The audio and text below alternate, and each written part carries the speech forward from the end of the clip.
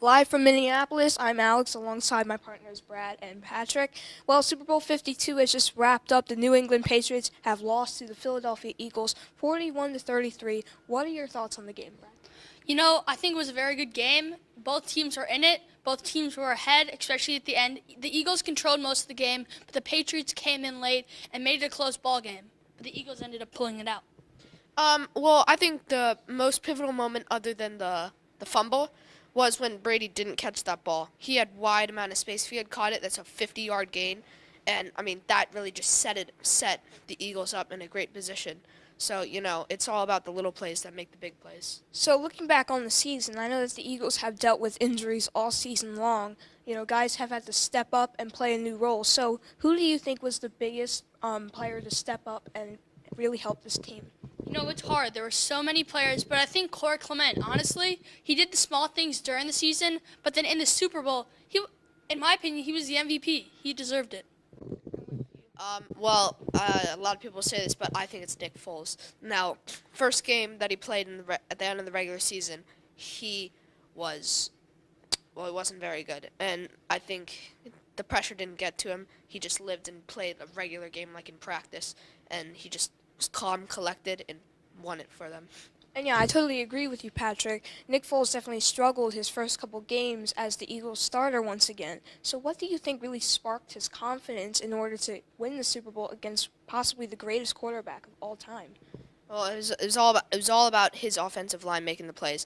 I watched the game and there was probably, I think, one or two sacks, or one when the defensive line got to the QB. So it was all about that offensive line helping Nick Foles out. I think it goes back to the 2013 season when Nick Foles had an amazing year. He lived up to the hype. When he's in a bigger city, Philadelphia is known as the rowdiest sports fans. When he was on the Rams in St. Louis, there's not that much pressure. I think he loves pressure, and I think that's why when they got to the playoffs, he succeeded. And now that both the Eagles and the Patriots definitely have their eyes set on another Super Bowl next year, what do you think it's going to take for both of these teams to get back to the big stage next season? It's all about the practice. It's if they go to training camp and just perform day in day out, and play as a team, they'll get there. It's as easy as that. I don't think both these teams can make it back. I think they're going to have a good time, but, it's hard. Tom Brady's aging. The teams are aging. They're not getting that much younger. And, I think it's going to be – I don't think they'll make it next year. I mean, Tom Brady's been aging every year, and he still performs to the best of his ability.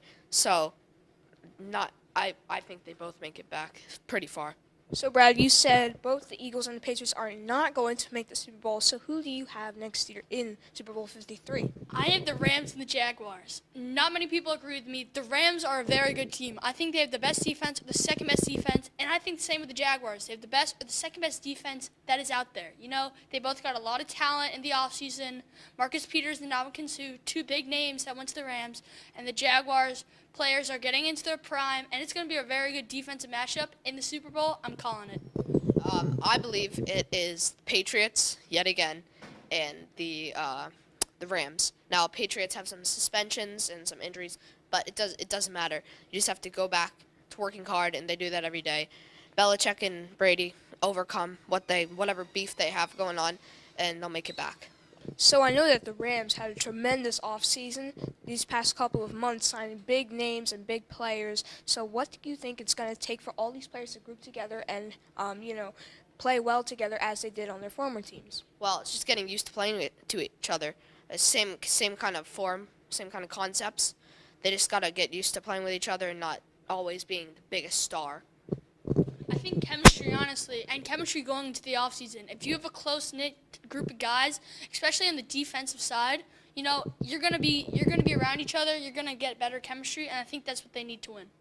So both the Eagles and the Patriots played a tremendous game that we just saw, and I gotta say, man, Nick Foles really stepped up his game from becoming a bench player to starting as the Eagles starter. And I mean, this is a playoff team that had high hopes for Nick. They knew that what he had to do. They had a lot of confidence in him. And I know that a lot of players from a few years ago actually played with Foles. What do you think that connection really meant to the players in the team? Well, it's not much about, it is about the connection, but it's also about, the backup quarterbacks were working even harder than the the starting QBs because they want to get better. And Nick Foles, that was his year-long journey, and it really played a part to what he did. You know, honestly, I just think it goes with preparation. You know, being the backup, getting your reps in. I think learning from the starter and him used to being the starter, knows the system. Yes, Andy Reid was a different coach, knows some of the players. I think just preparation. And I know that the Eagles, obviously, with Foles going to be their backup quarterback this year, are looking possibly at trades. You know, Foles' contract expires at the end of this season. So, what team do you think is the best fit for Nick Foles? I think it's the Eagles. Now, you got to always have some cushion in the back, and Carson Wentz saw this injury. It could happen again. So, I mean, keeping him. He doesn't need a big contract. I don't think he'll be greedy with it. So, I think they could get off with a $5 million per year deal. No, I think the Eagles got to keep him. Nate Sudfeld, the third-string quarterback, should not be in the league right now. Played all right at Indiana, but he should not be in the league. And I say you keep Nick Foles. Carson Wentz may not be okay to play week 1 or week 2, so I say they keep him in the locker room. Well, for Sports Broadcasting Camp, I'm Alex alongside my partners, Brad and Patrick, and we'll see you later.